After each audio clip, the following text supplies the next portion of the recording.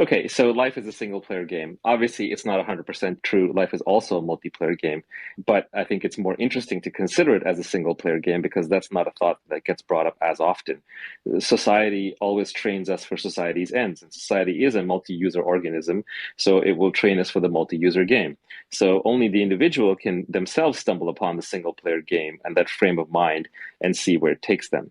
So why is this an interesting frame of mind? Firstly, there's a lot of truth to it. So much of the world, so much of it is your interpretation of the world, so much of mindset is your mindset.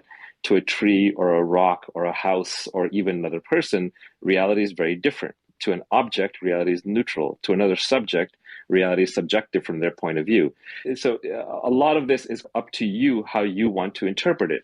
Another point here is that the only moment that really exists is now. Even tomorrow or yesterday are just thoughts in the current moment. So nothing exists outside of right now. You're not necessarily going to be around for any appreciable period of time. Everything you do will be forgotten, like everything in the past has been forgotten. It's not to say it's meaningless, but it's more to say that you create your own meaning, you interpret your own meaning, you are the meaning of your own life. And that gives a freedom. Now you're free to interpret this however you want.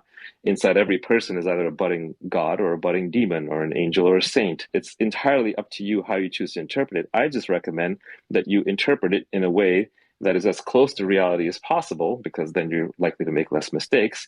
And if you have the choice, if you must choose, then interpret it positively, because it's just better to live a positive experience than a negative one. People who commit suicide, for example, God bless them, but they left the game too early. They were going to leave the game anyway. Everybody leaves the game eventually. So you may as well just stick it around and see what it has planned for you. Why do anything?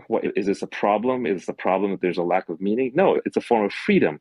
If there was a meaning to life, then we would all be stuck trying to figure out that meaning. And the moment that a person found that meaning and shared it with everybody else, then we would all be enslaved to that particular meaning. So I think it's liberating that there's no meaning to life. You can create your own meaning, and certain meanings that you create or interpret are far more pleasant than others. Some of them can lead you directly to a life of contemplative bliss.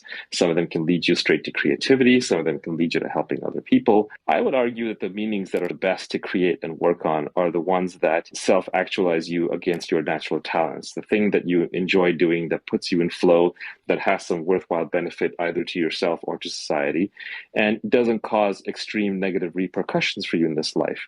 And just be aware that a lot of the things that look like they're good for you are actually just good for you in the short term, and they do cause negative repercussions in the long term. So to me, the part of the secret of living a good and happy life is just understanding the long term consequences of your actions. And so if you create a meaning